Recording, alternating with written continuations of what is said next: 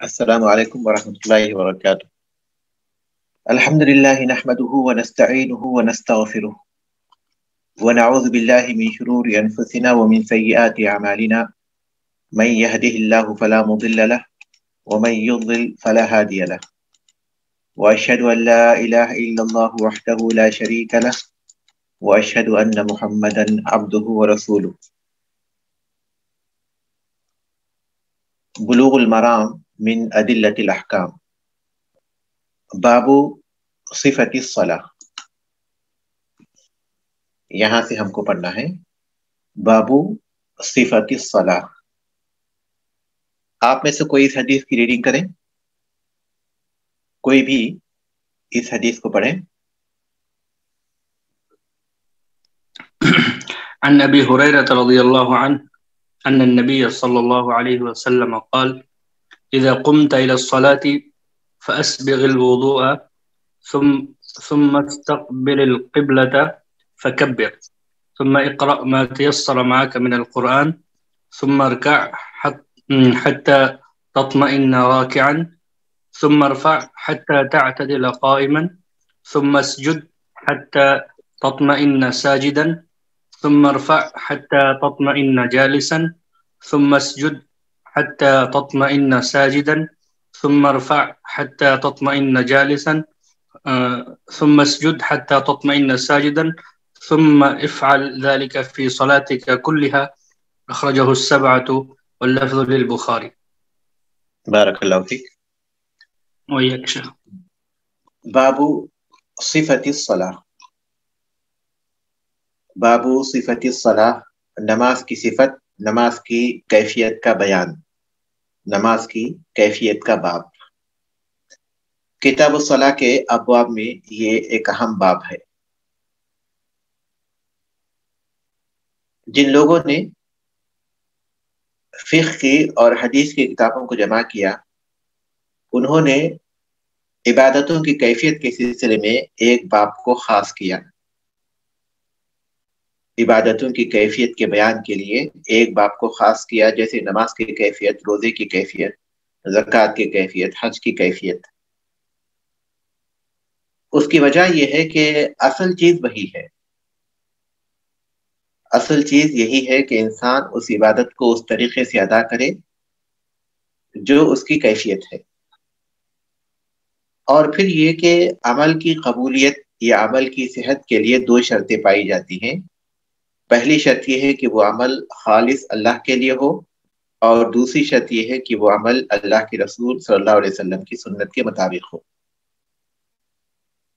نماز کی کیفیت کا بیان اس لیے بہت اہم ہے کہ اللہ کے رسول صلی اللہ علیہ وسلم نے تاکید کی ہے صلو کما رأیتمونی اصلی، کہ نماز ایسے پڑھو جیسے تم نے مجھے نماز پڑھتے ہوئے دیکھا ہے، یعنی آپ کی نماز کی طرح نماز پڑھنا چاہیے۔ جو آپ کی نماز کی کیفیت تھی اس کیفیت کے مطابق نماز پڑھنا چاہیے۔ اس لحاظ سے ہم کہہ سکتے ہیں کہ یہ اہم ترین باب ہے، خاص طور پر نماز کی کیفیت جو کہ تمام عبادتوں میں سب سے اہمیت کی حامل ہے۔ نماز جو کہ تمام عبادتوں میں سب سے اہمیت کی حامل ہے، تو اس کو صحیح کیفیت کے ساتھ ادا کرنا یہ ضروری ہے۔ تو جتنا ہم اپنی کیفیت کو رسول اللہ صلی اللہ علیہ وسلم کی نماز کی کیفیت کے مطابق بنائیں گے، اتنا زیادہ ہم سنت کے قریب ہوں گے، اور جتنا زیادہ اس سلسلے میں بے پرواہی کریں گے اتنا ہی زیادہ ہم صحیح کیفیت سے دور ہو جائیں گے۔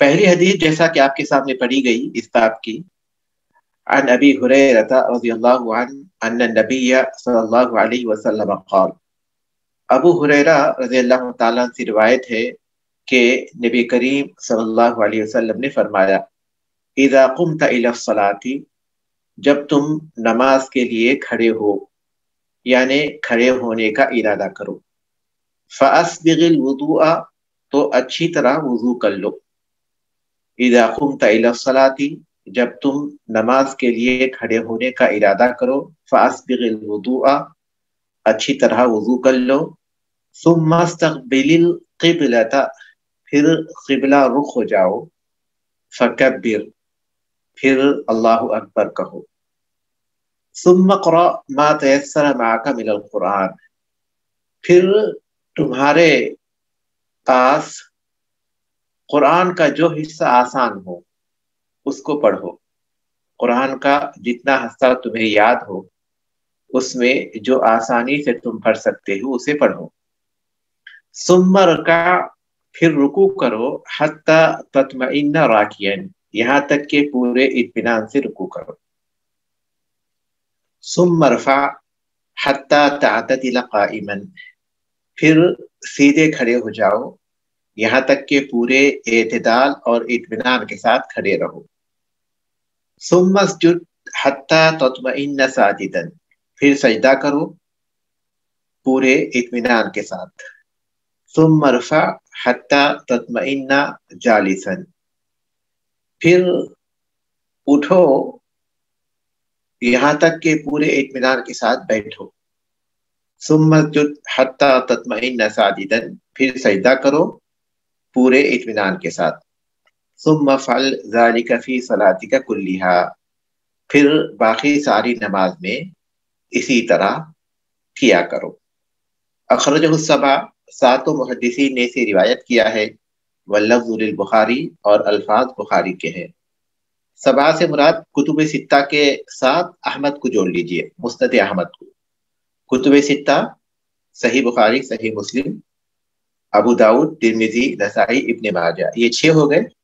ان کے ساتھ اگر ہم لوگ مسند احمد کو ملا لیتے ہیں تو سبع سے مراد بلوغ المرام میں یہ 7 محدثین ہیں اور 7 ان کی یہ کتابیں مراد ہیں۔ البتہ الفاظ جو ہیں وہ صحیح بخاری کے ہیں، دوسرے جو حدیث کی کتابیں ہیں اس میں الفاظ میں اختلاف ہو سکتا ہے۔ یہ وہی مشہور حدیث ہے جو حدیث المسیء فی الصلاۃ، نماز میں غلطی کرنے والے کی حدیث کے نام سے معروف ہے۔ لیکن ابن عثیمین رحمۃ اللہ علیہ کہتے ہیں کہ حدیث المسیء فی الصلاۃ، یہ جو نام دیا گیا ہے یہ لوگوں نے دیا ہے، بعد میں کچھ اہل علم نے یہ نام دیا ہے، ورنہ اس وقت تو اس حدیث کو اس نام سے یاد نہیں کیا جاتا تھا۔ اور یہ شخص جو کہ نماز میں غلطی کر رہا تھا، چونکہ آمدن نہیں کر رہا تھا بلکہ اس کو علم نہیں تھا اس وجہ سے کر رہا تھا، جبکہ اساءہ میں تعمد کا مفہوم پایا جاتا ہے، اساءہ میں کسی چیز کو آمدن کرنے کا مفہوم پایا جاتا ہے، اس لیے بہتر ہے کہ حدیث الجاہل فی الصلاۃ کہا جائے، کہ اس شخص کے بارے میں حدیث جو کہ نماز کو صحیح طریقے سے پڑھنے کے سلسلے میں جاہل تھا، جانتا نہ تھا۔ تو بہرحال یہ اس حدیث کا پس منظر ہے کہ ایک شخص مسجد میں داخل ہوا، اللہ کے رسول صلی اللہ علیہ وسلم اپنے کچھ صحابہ کے ساتھ بیٹھے ہوئے تھے، اس نے پہلے نماز پڑھی، اس کے بعد آپ کے پاس آیا، سلام کیا تو آپ نے سلام کا جواب دیا، اس کے بعد فرمایا ارجع فصلی فإنک لم تصلی، جاؤ نماز پڑھو تم نے نماز نہیں پڑھی۔ وہ شخص پھر گیا اور نماز پڑھی، پھر سلام کیا، آپ نے سلام کا جواب دیا اور اس سے کہا جاؤ نماز پڑھو تم نے نماز نہیں پڑھی۔ وہ شخص گیا، پھر اس نے تیسری مرتبہ نماز پڑھی، اور نماز پڑھنے کے بعد پھر واپس آیا آپ کی مجلس میں اور سلام کیا، آپ نے سلام کا جواب دیا، پھر آپ نے اس سے کہا کہ جاؤ نماز پڑھو تم نے نماز نہیں پڑھی۔ تو اس وقت اس شخص نے کہا کہ اس ذات کی قسم جس نے آپ کو حق کے ساتھ بھیجا ہے، میں اس سے بہتر نماز نہیں جانتا، آپ مجھے سکھائیے، فعلمنی، آپ مجھے سکھائیے۔ تو اس وقت اللہ کے رسول صلی اللہ علیہ وسلم نے یہ باتیں بیان فرمائی جو ابھی حدیث میں ہم نے پڑھی ہے، یہ اس حدیث کا پس منظر ہے۔ اس حدیث کے پس منظر سے جو بات معلوم ہوتی ہے وہ یہ کہ اللہ کے رسول صلی اللہ علیہ وسلم نے باقاعدہ صحابہ کو ایک خاص پس منظر میں یہ چیز سکھائی ہے، گویا یہ نماز کا طریقہ ہے جو آپ نے ان صحابی کو سکھایا، اور پھر یہ ایک اہم ترین طریقہ بن گیا، اہم ترین حدیث بن گئی نماز کے طریقے کے سلسلے میں۔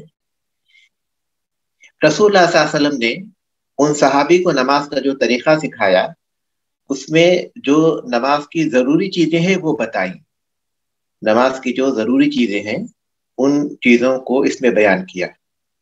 آپ نے ان سے کہا کہ جب تم نماز کے لیے کھڑے ہو جاؤ تو اچھی طرح وضو کرو۔ نماز کے لیے کھڑے ہو جاؤ اس کا مطلب یہ ہے کہ نماز کے لیے کھڑے ہونے کا ارادہ کرو۔ جب نماز کا وقت ہو جائے تو انسان کو سب سے پہلے وضو کرنا چاہیے۔ ان الفاظ سے یہ بات معلوم ہوتی ہے کہ ہر نماز کے لیے وضو کرنا چاہیے، لیکن ظاہر ہے کہ اگر وضو نہ ہو تو وضو کرنا یہ شرط ہے، لیکن اگر وضو پہلے ہی سے ہو تو وضو کرنا یہ سنت ہوگا۔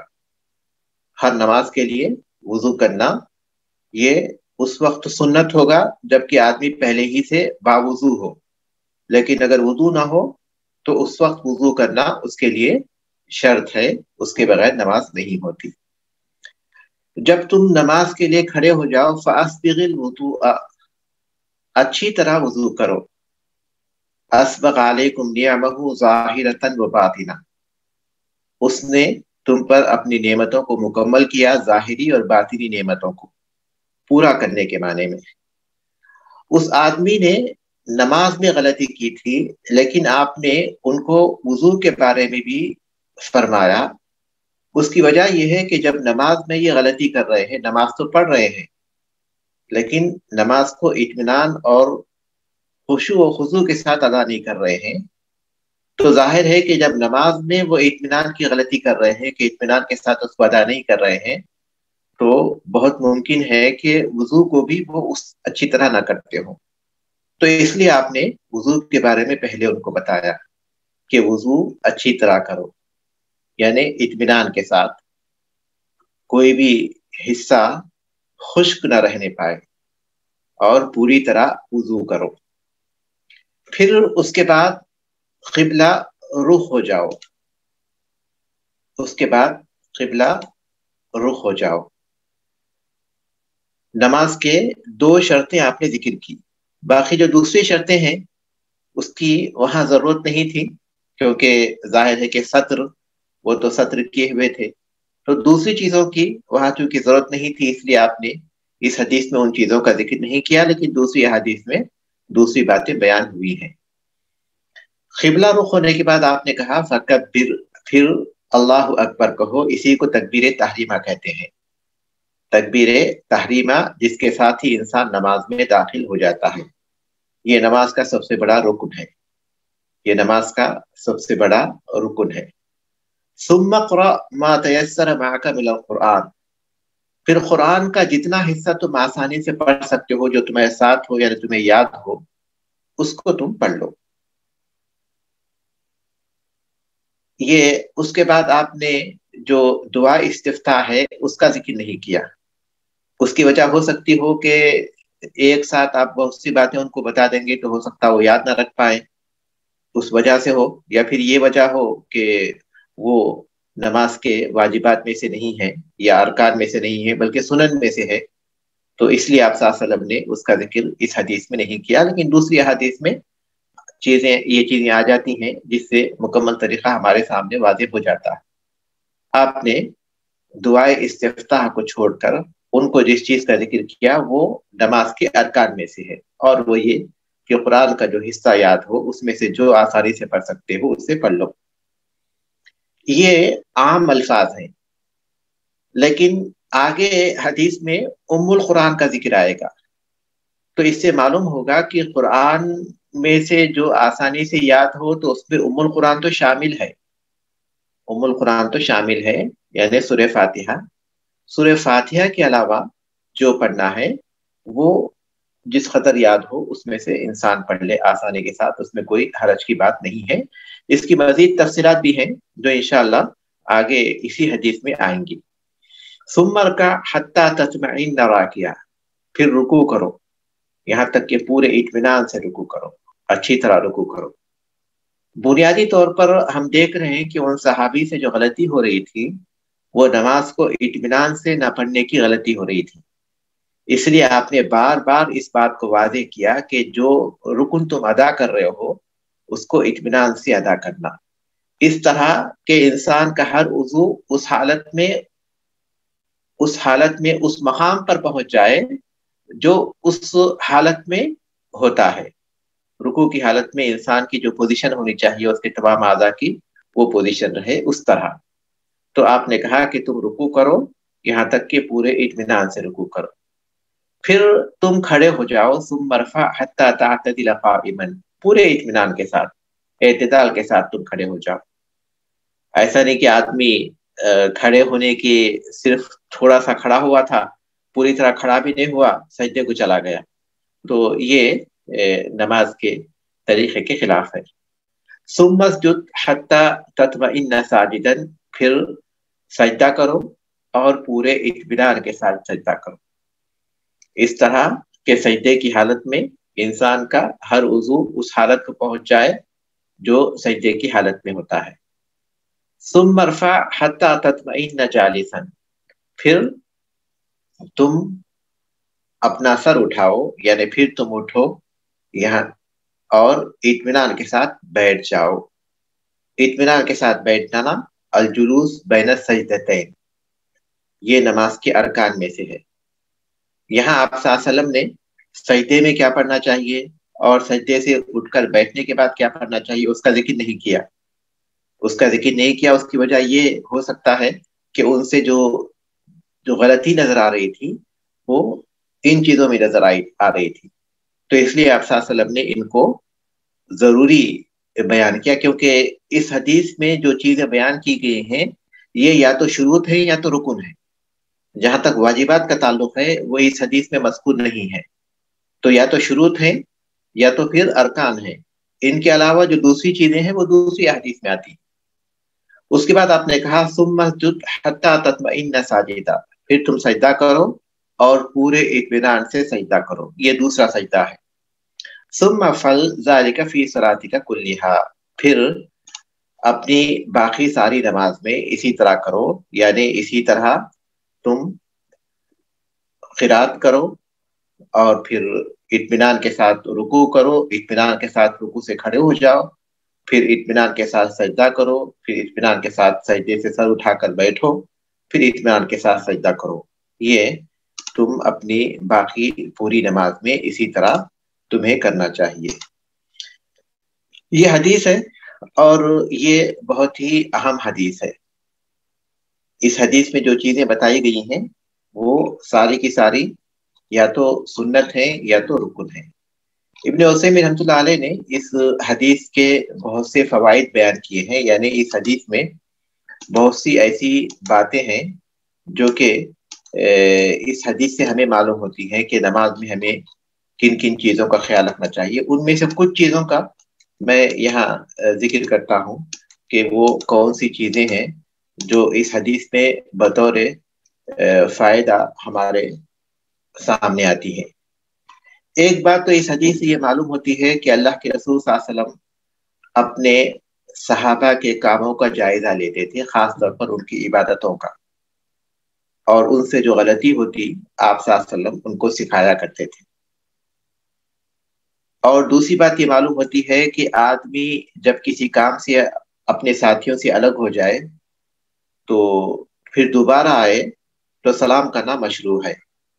انہوں نے بار بار سلام کیا، اللہ کے رسول صلی اللہ علیہ وسلم نے اس کا اقرار کیا اور سلام کا جواب دیا، تو اس کا مطلب یہ ہے کہ اپنے ساتھیوں سے جدا ہونے کے بعد دوبارہ جب آئیں گے تو سلام کرنا مشروع ہے، اور پھر اس وقت سلام کیا جائے تو اس کا جواب دینا بھی یہ مشروع ہے۔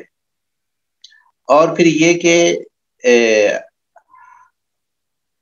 ایک آدمی جہالت کی وجہ سے نہیں جانتا، اس کی وجہ سے کسی کام کو غلط طور پر انجام دیتا ہے تو وہ عمل اس کا قبول ہو جائے گا، وہ عمل اس کا قبول ہو جائے گا۔ اللہ کے رسول صلی اللہ علیہ وسلم نے تیسری مرتبہ جب انہوں نے بتایا کہ میں اس سے بہتر نماز پڑھنا نہیں جانتا، تو آپ نے اس وقت ان کو یہ نہیں کہا کہ جاؤ نماز پڑھو، بلکہ آپ نے انہیں نماز کا طریقہ سکھا دیا۔ ظاہر ہے کہ انہوں نے اب تک کتنی نمازیں ہوں گی جو اسی طرح پڑھی ہوں گی، اب تک کتنی نمازیں ہیں جو انہوں نے اسی طرح پڑھی ہوں گی، لیکن آپ صلی اللہ علیہ وسلم نے وہ ساری نمازیں انہیں لوٹانے کا حکم نہیں دیا، وہ ساری نمازیں لوٹانے کا حکم نہیں دیا۔ تو اس سے بات معلوم ہوتی ہے کہ وہ چونکہ جانتے نہیں تھے تو اس لیے جب تک انہیں علم نہیں تھا اس وقت وہ جو عمل کر چکے ہیں وہ قابل مواخذہ نہیں ہوگا، کیونکہ ربنا لا تؤاخذنا ان نسینا او اخطانا، اے ہمارے رب ہم اگر بھول کر یا غلطی سے لا علمی میں کوئی چیز کر بیٹھے تو اس پر ہمیں نہ پکڑنا۔ اللہ تعالیٰ نے جواب دیا قد فعلتو، ہاں میں نے اسی طرح کیا۔ اور پھر قرآن مجید کی آیت ہے وما كنا معذبین حتی نبعث رسولا، ہم کسی قوم کو عذاب نہیں دیتے یہاں تک کہ ان میں کوئی رسول بھیج نہیں دیتے۔ تو اس سے بات معلوم ہوتی ہے کہ جب انسان کے پاس علم آ جائے گا تو اس کے بعد ہی وہ مسئول ہوگا، اور اگر علم اس کے پاس نہیں ہوگا تو اس کے وہ مسئول یا ذمہ دار نہیں ہوگا۔ اس حدیث سے یہ بھی معلوم ہوتی ہے کہ صحابہ کرام علم کے کتنے حریص تھے۔ ان کو جب پتا چلا کہ ان سے وہ عبادت وہ صحیح طور پر انجام نہیں دے پا رہے ہیں تو انہوں نے سوال کیا، اور یہ جاننے کے لیے سوال کرنا یہ بہت ہی اچھا ہے۔ اور پھر یہ بات بھی معلوم ہوتی ہے کہ وضو شرط ہے نماز کے لیے، اور پھر استقبال قبلہ بھی یہ بھی شرط ہے۔ تکبیر احرام جو ہے اللہ اکبر کے ساتھ ادا کرنا ضروری ہے۔ اگر کچھ اور الفاظ کے ساتھ جیسے اللہ اعظم اگر کہا جائے گا تو یہ جائز نہیں ہوگا۔ اللہ اعظم یا اللہ اجل یا اللہ عالم یہ تمام چیزیں اس مقام پر نہیں ہوں گی، بلکہ کبر ان الفاظ ہی میں ہونا چاہیے۔ اور پھر یہ قول مجمل ہے، اقرا ما تیسر معک من القرآن، قرآن کا جو حصہ تمہیں آسان ہو تمہارے ساتھ ہو اس میں سے تم پڑھ لو، یہ مجمل ہے۔ اور اس کا بیان جو ہے لا صلاۃ لمن لم یقرأ بفاتحۃ الکتاب میں ہے، جو اس شخص کی نماز نہیں ہوتی جو سورہ فاتحہ نہیں پڑھتا۔ اس حدیث سے یہ بات بھی معلوم ہوتی ہے کہ اسلامی شریعت میں لوگوں کی آسانی کا خیال رکھا گیا ہے۔ اسلامی شریعت کی بنیاد تیسیر پر ہے۔ آپ نے کہا کہ قرآن مجید میں جو حصہ تمہیں یاد ہے اس میں جو آسانی سے تم پڑھ سکتے ہو اسے پڑھ لو، آسانی سے پڑھ سکتے ہو اسے پڑھ لو۔ تو اس کا مطلب یہ ہوا کہ آسانی کا خیال رکھا گیا ہے۔ اور پھر آپ نے کہا کہ تم رکوع کرو اور پوری طرح اطمینان کے ساتھ رکوع کرو، اور اسی طرح آپ نے جو دوسرے اعمال ہیں نماز کے ان کے بارے میں بھی یہی کہا کہ تم پورے اطمینان کے ساتھ ان کاموں کو انجام دو۔ اس سے بات معلوم ہوتی ہے کہ نماز میں اطمینان یہ نماز کے ارکان میں سے ہے۔ اور پھر اسی طرح اس بات کو بھی آپ جوڑ لیجئے کہ ترتیب جو بتائی گئی آپ نے نماز کی جو ترتیب بتائی یہ بھی نماز کے ارکان میں سے ہے۔ تو اور بھی بہت سے فوائد ہیں، لیکن چونکہ مختصر ہم کو جو ہے گزرنا ہے تو اس لحاظ سے اتنی باتیں کافی ہیں، اور آگے اس حدیث کا جو حصہ آ رہا ہے اس میں اور باتیں واضح ہو جائیں گی۔ ولی ابن ماجہ باسناد مسلمین، اور ابن ماجہ میں مسلم کی اسناد کے مطابق ایک حدیث ہے، اس کے الفاظ ہیں حتی تطمئن قائما، یہاں تک کہ تم اطمینان کے ساتھ کھڑے ہو جاؤ۔ ومثلہ فی حدیث رفاعة بن رافع بن مالک عند احمد وابن حبان فاغسلوا وجوہکم، جس میں وضو کی کیفیت اللہ تعالیٰ نے بتائی ہے، اس طرح وضو کرو۔ پھر اللہ اکبر کہو، تکبیر ہے، تکبیر تحریمہ مراد ہے، اور پھر اس کے بعد دعائے استفتاح وغیرہ مراد ہے، اللہ کی حمد کرنے، اللہ کی ثنا بیان کرنے۔ اور اس کے بعد پھر تمہارے ساتھ قرآن کا کچھ حصہ ہو تو اسے پڑھو۔ اگر قرآن یاد نہ ہو یہ کیفیت اس شخص کو پیش آ سکتی ہے جو مسلمان ہوا ہے اور نماز کا وقت ہو چکا ہے، تو ظاہر ہے کہ اسے کچھ بھی نہیں آتا، اسے کچھ بھی نہیں آتا۔ تو کیا یہ ممکن ہے کہ وہ قرآن چونکہ آتا نہیں تو کوئی ذکر کر لے، جیسے کہ وہ اللہ اکبر کہے یا لا الہ الا اللہ کہے یا الحمدللہ کہے تمام جگہوں پر، تو یا پھر قرات کی جگہ پر، تو وہ چیز جائز ہے، جیسا کہ اس حدیث سے معلوم ہوتا ہے کہ اگر قرآن یاد ہے تو قرآن پڑھیں گے۔ یہ حدیث کو کوئی ایسا شخص دلیل نہیں بنا سکتا جو کہ پہلے ہی سے مسلمان ہے، یا پھر یہ کہ اسلام لانے کے بعد اس کو بہت سا وقت گزر چکا ہے لیکن وہ سیکھ نہیں رہا ہے، سیکھنا نہیں چاہتا ہے، تو اس حدیث سے وہ استدلال نہیں کر سکتا، اس لیے کہ وہ جو چیزیں رکن ہیں، جو واجب ہیں، ان کی تعلیم حاصل کرنا یہ انسان پر واجب ہے۔ نماز پڑھنا واجب ہے، اور نماز وہ اس وقت تک نہیں پڑھ سکتا جب تک کہ نماز کا طریقہ اسے معلوم نہ ہو جائے۔ تو اس لیے پہلی صورت میں اسے سیکھنا چاہیے، پہلی صورت میں اسے سیکھنا چاہیے کہ اس شخص کے لیے ہے جو کہ یا تو ایسے مقام پر رہتا ہے جہاں کوئی سکھانے والا نہیں، دور دراز کے علاقے جیسے کہ قریے ہیں وہاں کوئی پڑھانے والا نہیں اور وہ جا کر سیکھ نہیں سکتا یا اسے کچھ معلوم ہی نہیں، یا پھر یہ کہ وہ جو ابھی بھی مسلمان ہوا ہے، تو ایسے شخص کے پاس یہ عذر ہو سکتا ہے کہ وہ قرآن یا سورہ فاتحہ نہیں پڑھ سکتا، تو اس کے لیے یہ بات جائز ہے کہ وہ اس کی جگہ پر الحمدللہ کہے۔ یہاں ابن عثیمین رحمۃ اللہ علیہ ایک سوال کا جواب دیتے ہیں کہ اگر کوئی شخص عربی زبان میں نہیں پڑھ سکتا تو کیا وہ اپنی زبان میں پڑھ سکتا ہے؟ تو اپنی زبان میں جہاں تک پڑھنے کا سوال ہے تو وہ قرآن تو نہیں پڑھ سکتا، کیونکہ اپنی زبان میں جو پڑھا جائے گا اسے قرآن نہیں کہیں گے۔ قرآن بلسان عربی مبین، واضح عربی زبان میں جو کلام ہے وہی قرآن ہے۔ اگر دوسرے زبان کے الفاظ میں اسے ادا کیا جائے گا تو وہ قرآن نہیں ہوگا۔ ذکر کر سکتا ہے، کیونکہ ذکر کے لیے شرط نہیں ہے کہ وہ عربی زبان میں ہو۔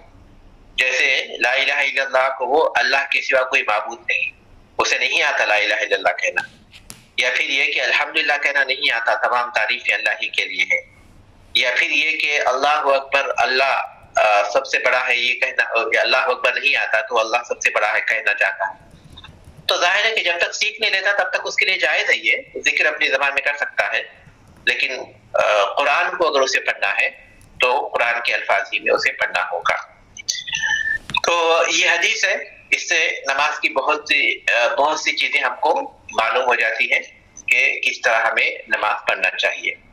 اس کے بعد ایک اور حدیث ہم پڑھ لیں گے، اس کے بعد کوئی سوال ہو تو لیں گے۔ وعن ابی حمید الساعدی رضی اللہ عنہ، ابو حمید الساعدی رضی اللہ تعالیٰ سے روایت کہتے ہیں، رأیت رسول اللہ صلی اللہ علیہ وسلم اذا کبر جعل یدیہ حذو منکبیہ، میں نے اللہ کے رسول صلی اللہ علیہ وسلم کو دیکھا کہ جب آپ اللہ اکبر کہتے تو اپنے دونوں ہاتھ کاندھوں کے برابر تک اٹھاتے۔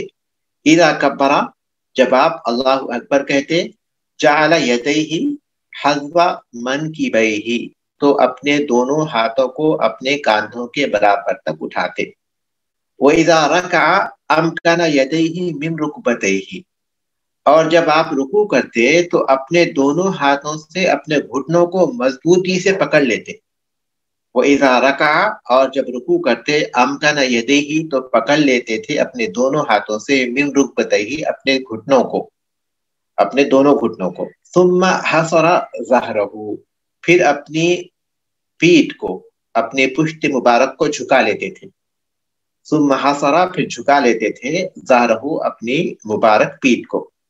فَإِذَا رَفَعَ رَأْسَهُ اسْتَوَى، پھر رکوع سے اپنا سر اٹھاتے تو سیدھے کھڑے ہو جاتے۔ فَإِذَا رَفَعَ رَأْسَهُ، جب اپنا سر اٹھاتے رکوع سے، استوا، سیدھے کھڑے ہو جاتے۔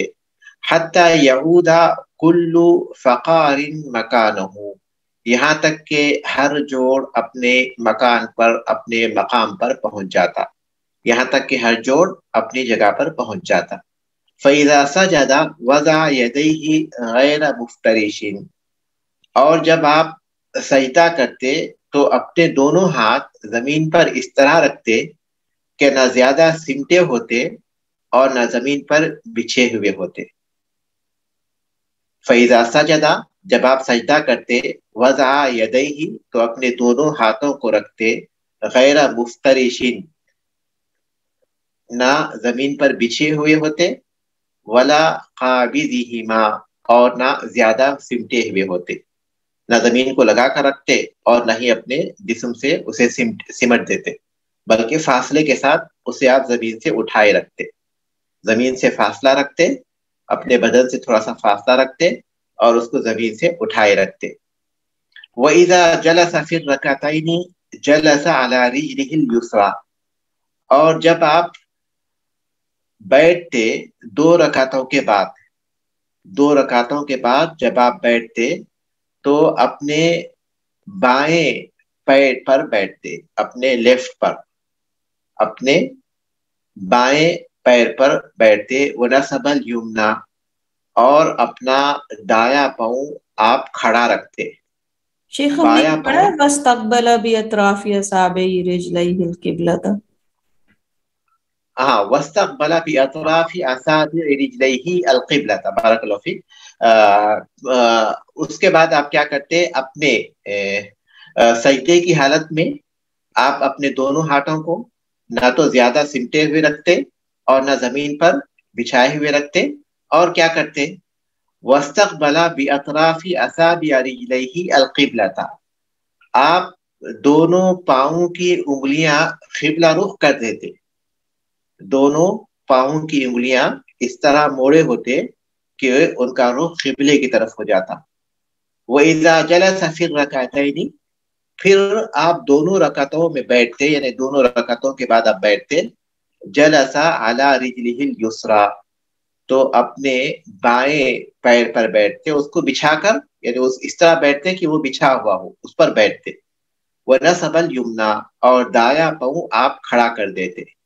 وَإِذَا جَلَسَ فِي الرَّكْعَةِ الْأَخِيرَةِ، اور جب آخری رکعت پہ بیٹھتے، یعنی 4 رکعت والی نماز میں جب چوتھی رکعت کے بعد آپ بیٹھتے، قدم رجلہ الیسریٰ، تو اپنے بائیں پیر کو آگے بڑھا دیتے.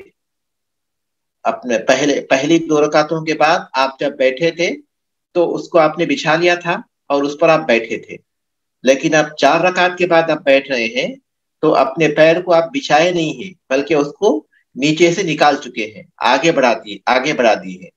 آپ اپنے بائیں پیر کو اپنے لیفٹ پیر، اپنے دائیں پیر کی طرف آگے بڑھا دیتے. وَنَصَبَ الْأُخْرَى، اور دایاں پاؤں، دوسرا پاؤں یعنی دایاں پاؤں آپ کھڑا رکھتے.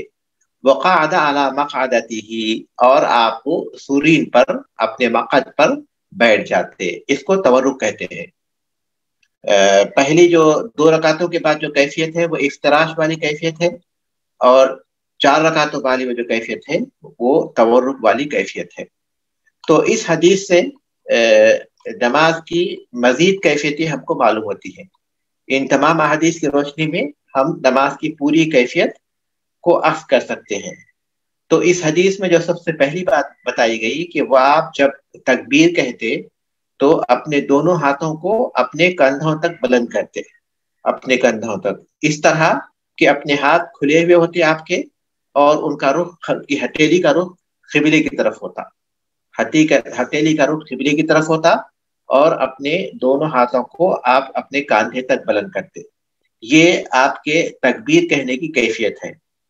دونوں تکبیر کے ساتھ یہ کام انجام دیتے، تکبیر سے پہلے انجام دیتے یا تکبیر کے بعد انجام دیتے. تو اس حدیث سے معلوم ہوتا ہے کہ آپ تکبیر کے ساتھ اس کام کو انجام دیتے. اگر تکبیر کہہ کر بھی اگر کوئی کرے تو بظاہر کوئی حرج نہیں ہے، لیکن اس کی مناسب کیفیت، صحیح کیفیت یہی معلوم ہوتی ہے کہ وہ تکبیر کے ساتھ اپنے ہاتھوں کو بلند کر لے. جب رکوع کرتے تو آپ صرف اپنے ہاتھوں کو اپنے گھٹنوں پر رکھتے نہیں تھے بلکہ باقاعدہ اس کو پکڑ لیتے تھے. ایسے لگتا کہ گویا آپ اپنے گھٹنے اپنے ہاتھوں سے پکڑے ہوئے ہیں اور اپنی مبارک پشت کو آپ صلی اللہ علیہ وسلم جھکا دیتے تھے. اور جب آپ رکوع سے سر اٹھاتے تو پوری طرح سیدھے ہو جاتے تھے، کھڑے ہو جاتے تھے، جیسا کہ اس سے پہلے کی حدیث میں بھی اس کی کیفیت آئی ہے. کیسے کھڑے ہو جاتے تھے؟ اتنے اطمینان کے ساتھ آپ کھڑے ہوتے تھے کہ جسم کا ہر جوڑ اپنی جگہ پر پہنچ جاتا تھا. تو ظاہر ہے کہ اسی وقت ہوگا جب کہ پوری طرح کھڑے ہوں گے اور انتظار کریں گے کچھ سیکنڈ کے لیے. اور سجدے کی جو کیفیت ہوتی تھی، آپ اپنے ہاتھوں کی جو کیفیت ہوتی، نہ تو وہ اپنے بدن سے ایک دم سمٹ کر رکھتے تھے، نہ زمین پر اس کو بچھا دیتے. تو زمین سے اٹھائے رکھتے اور اپنے بدن سے تھوڑا فاصلے پر رکھتے. یہ آپ کے ہاتھوں کی کیفیت ہوتی. اور آپ کے پیر کی جو کیفیت ہوتی تو ان کی انگلیاں جو ہے سجدے کی حالت میں آپ ان کو اس طرح موڑے ہوتے کہ ان کا رخ قبلے کی طرف ہوتا. سجدے کی حالت میں آپ کی مبارک انگلیوں کا جو رخ ہوتا، پیر کی انگلیوں کا، وہ قبلے کی طرف ہوتا. اور جب آپ 2 رکوعوں کے بعد بیٹھتے تھے تو اپنے بائیں پیر کو بچھا دیتے، اس پر بیٹھتے تھے اور اپنا دایاں پاؤں کھڑا رکھتے تھے. اس کو افتراش کہتے ہیں. اور جب آخری رکعت کے بعد آپ بیٹھتے تھے 4 रकात वाली नमाज के बाद, तो उसमें आप सल्लल्लाहु अलैहि वसल्लम तवर्रुक किया करते थे कि अपने बाएं पैर को अपने दाएं पैर की तरफ कर देते थे, आगे बढ़ा देते थे, और फिर आप सल्लल्लाहु अलैहि वसल्लम उसके बाद अपने दाएं पैर को खड़ा रखते थे और इस तरह आप सल्लल्लाहु अलैहि वसल्लम बैठते थे, जिसको हम तवर्रुक की कैफियत कहते हैं। तो ये हदीस गुज़िश्ता हदीस के साथ हम मिलाते हैं तो इसमें मजीद कुछ बातें मालूम होती हैं। इत्मीनान के साथ साथ नमाज की इसमें कुछ ऐसी चीजें भी आती हैं जो सुनन में से हैं, जैसे कि अपने हाथों को तकबीर के साथ उठाना, अपने हाथों को उठाना। तकबीर ये अरकान में से है, हाथों को उठाना ये सुनन में से है। तो इसका भी यहाँ जिक्र है जो नमाज की मजीद कैफियत को वाज़े करता है, और उसके साथ साथ सजदे की कैफियत को यह हदीस मजीद अच्छी तरह वाज़े करती है, रुकू की कैफियत को यह हदीस अच्छी तरह वाज़े करती है। तो यहाँ हम लोग रुकेंगे इंशाल्लाह। किसी के पास कोई सवाल है तो कर सकते हैं। शेख, अगर सुन्नतों में तवर्रुक करना कैसा है? 4 रकात सुन्नतें चूंकि आमतौर पर 4 रकात नहीं पढ़ते हैं, तो तवर्रुक करना हर 2 रकात के बाद करना चाहिए या 4 रकात वाली नमाज ही में तवर्रुक करना चाहिए। तो इस सिलसिले में दलाइल में इख्तिलाफ पाया जाता है, तो इसलिए राजे बात इसमें जो है वो यही है, जो हम्बली मसलक के मुताबिक अहमद इब्न हम्बल रहमतुल्लाह अलैह का कौल है वो ये कि तवर्रुक 4 रकात वाली नमाज में है। तवर्रुक 4 रकात वाली नमाज में है, यानी जो नमाजें 4 रकात वाली हैं उनके दूसरे कायदे में तवर्रुक करेंगे। इमाम शाफी रहमतुल्लाह अलैह का मसलक ये है कि 2 रकात वाली नमाज में भी तवर्रुक है, हर कायदे में तवर्रुक है।